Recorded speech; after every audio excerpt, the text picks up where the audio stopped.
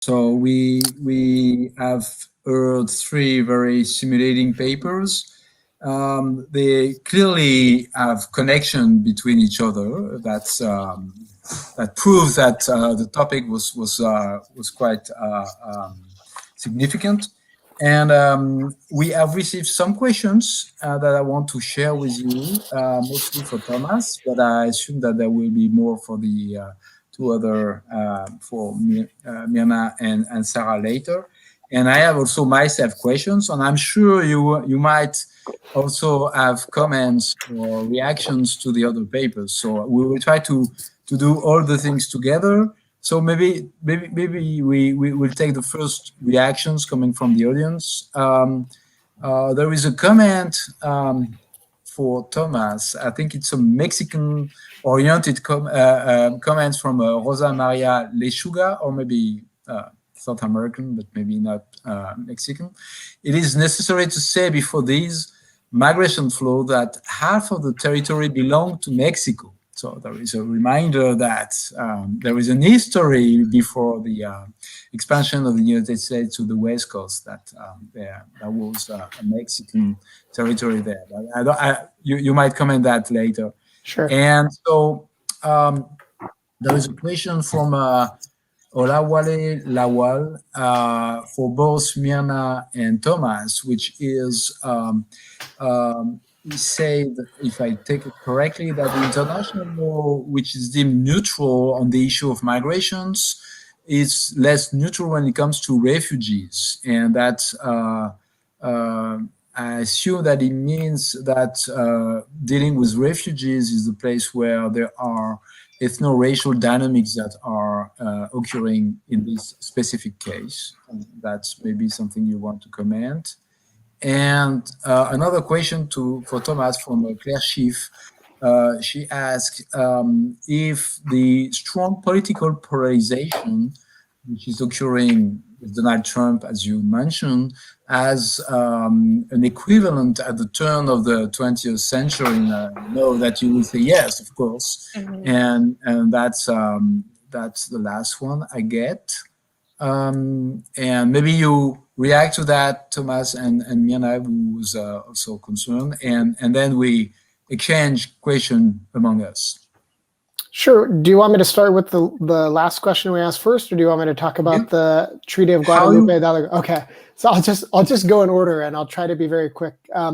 So the question, or rather the comment about the presence of the Mexican origin population in the United States beginning with colonization. It was actually the Gadsden Purchase was in 1854 was for a thin slice of what is now part of the Southwest. It was really the Treaty of Guadalupe Hidalgo in 1848, which ended the U.S.-Mexico War, and Mexico, as part of the treaty, sold what is, virtually the entire American Southwest, plus some of what we consider the Midwest and Plain States, to the United States, I believe, for $17 million.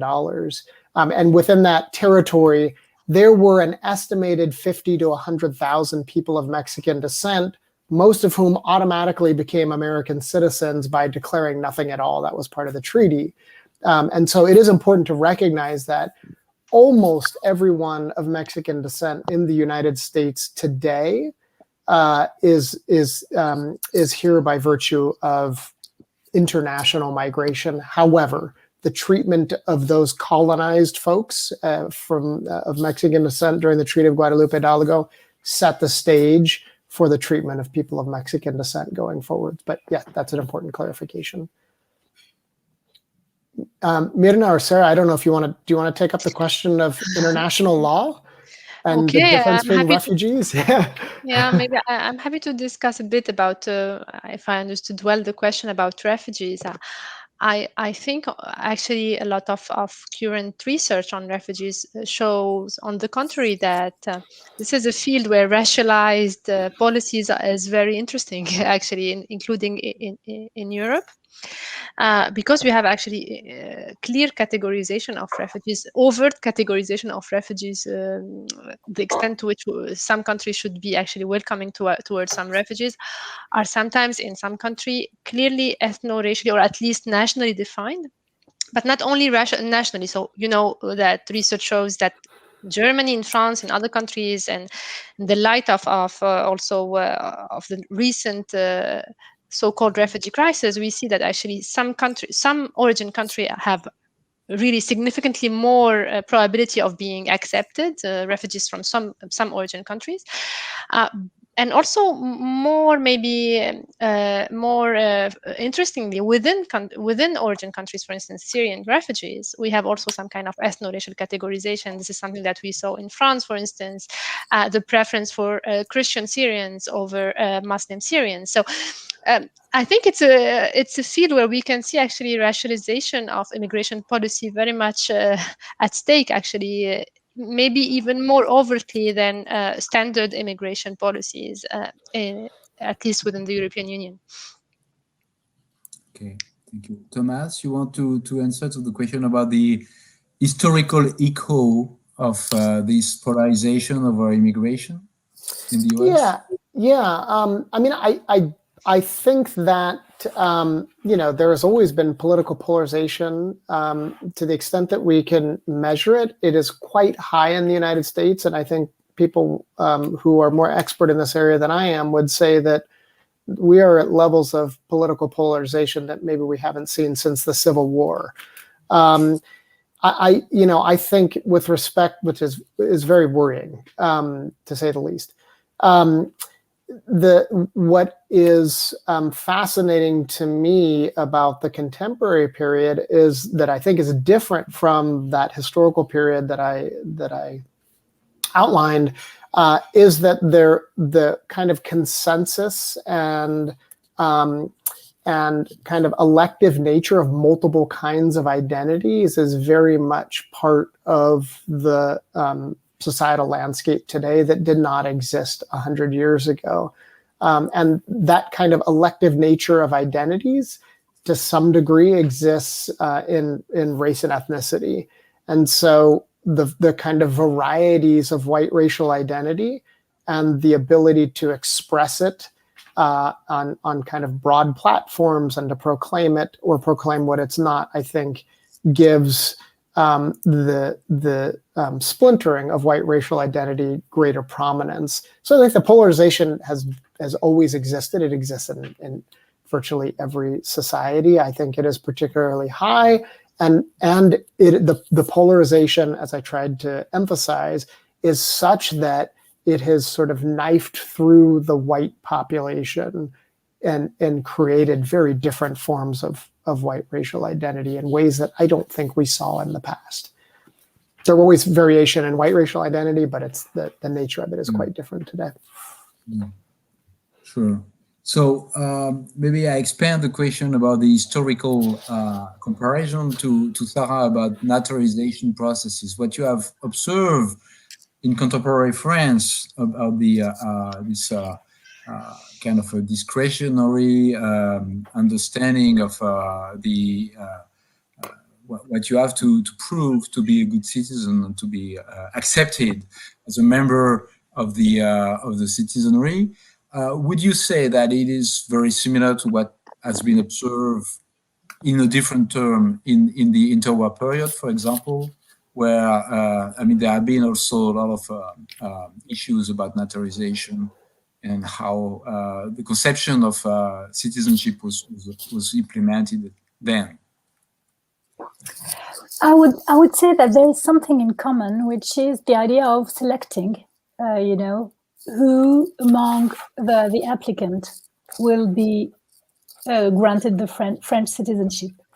And you have also this idea of having like moral values used to do this assessment. And I think that if we want to have a historical perspective on this process, of course, the interwar period is very important, but it is also important because at the moment with the whole reform of 1927, which imports, so to say, some notions such as assimilation from the colonial law to naturalization and citizenship law in the context of mainland France. And so I think that if we want to understand what is at stake in the interwar period in mainland France, we have also to have a look before on what was happening in Algeria, in colonial Algeria, especially, because it was a kind of a kind of laboratory about how to think the whole borders and boundary within French citizenship, because colonial subjects, in this case, as I said very quickly, were also submitted to a kind of naturalization if they wanted to have the full rights of the French citizenship. And in this case, they were also supposed to have to be judged having the dignity to become French. So we see this element, and dignity has shifted into deservingness now.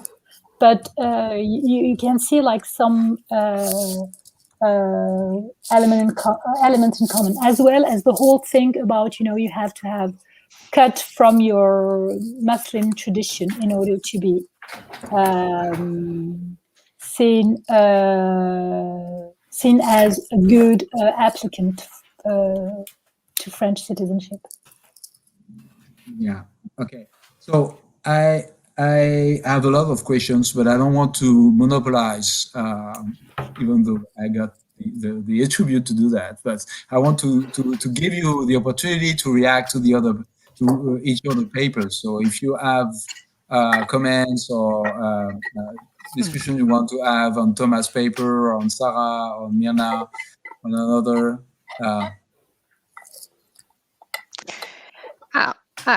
I'm happy to start if you want. I have a question maybe to Tomás with regard his very interesting findings about the effect of migration on white racial identity. I would say in Europe we have, on the contrary, more and more evidence that actually immigration is leading some kind of a backlash within the let's say majority identity, and we can discuss it in France in particular. But maybe something striking about your result, I was maybe actually it gives me some ideas for our own paper on ethno-racial identification. We don't control for political orientation. This is maybe the bias that we are not political scientists, but we should do so.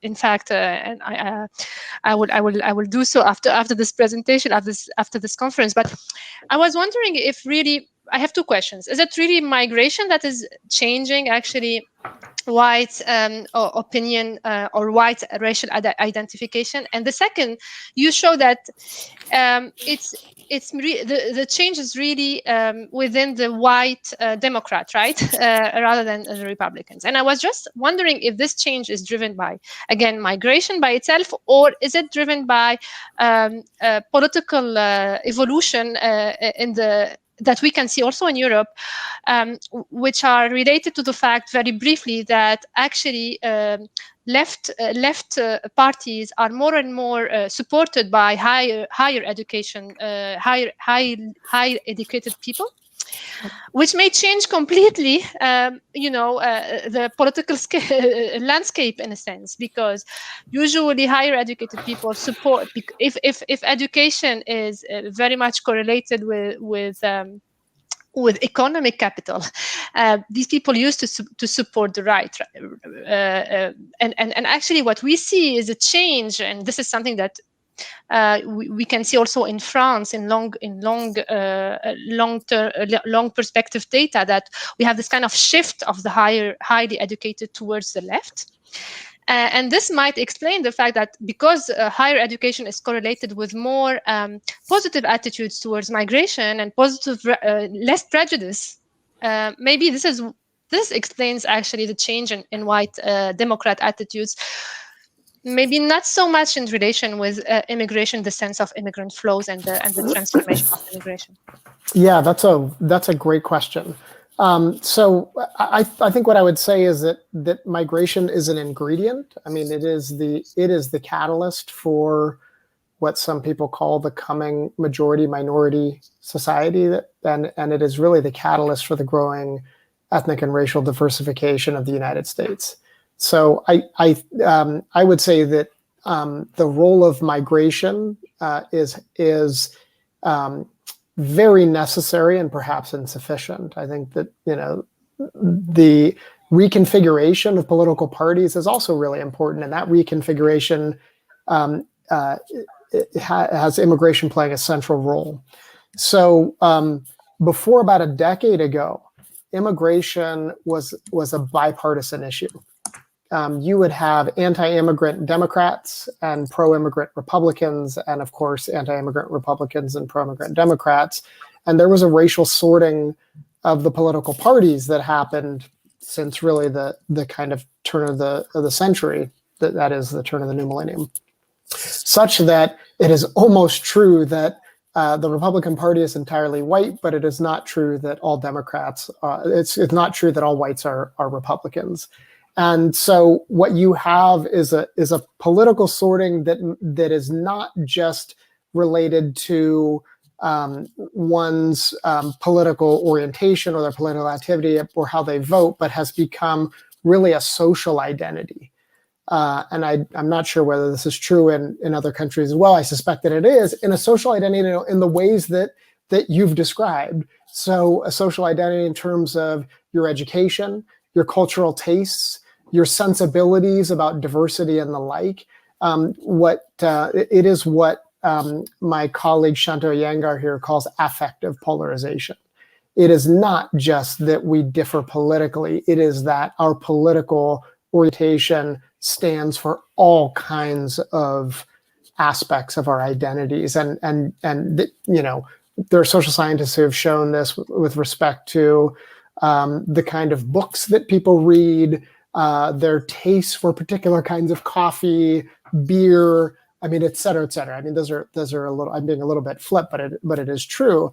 And I think that filters into every aspect of our life, including our racial identities, such that if you are white and educated and Democrat identifying, there is a form of white racial identity that gets folded into that larger left Democrat liberal identity that is takes on some of the contours that I showed. It's very self-critiquing.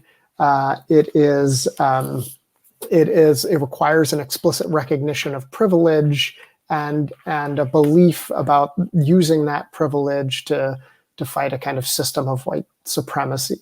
I think for me the larger lesson and something I've tried to emphasize in my work is that there's a lot of internal differentiation among groups, right? We tend to think of groups, ethnic and racial groups, as sort of coherent wholes that can be kind of placed in a container. And what I've tried to suggest with this talk and in my other work is that there's a lot of variation in that container. My work on people of Mexican origin tries to kind of make sense of the internal diversity, but I think that internal diversity attains among whites. It's very prominent today. Sorry, that was a very roundabout way of answering your question. Yeah, but can we shorten the answers? So we have 10 minutes now to go. I'll try to be less if professorial. you want to ask a question and maybe Tara as well, or react. So please go on. Can I ask a question? And I don't know, I guess I would direct this towards Sarah, and then Mirna maybe can weigh in. But Mirna, you have all of these data on people with the linked census, people changing their categorization. And one can think of that as a kind of presentation of self, right? Even though it's a presentation of self to a census survey. And Sarah, you have all this really rich ethnographic data about how immigrants are going into interviews and configuring their presentation of self to fit the kind of French standard, right? Or what they perceive to be the French standard and what they perceive to be the kind of appraisal that the interviewer will have of them. And so I really feel like these two kinds of data speak to each other.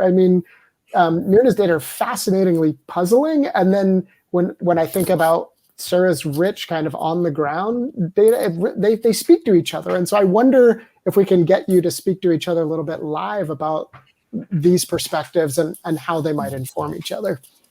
Yeah.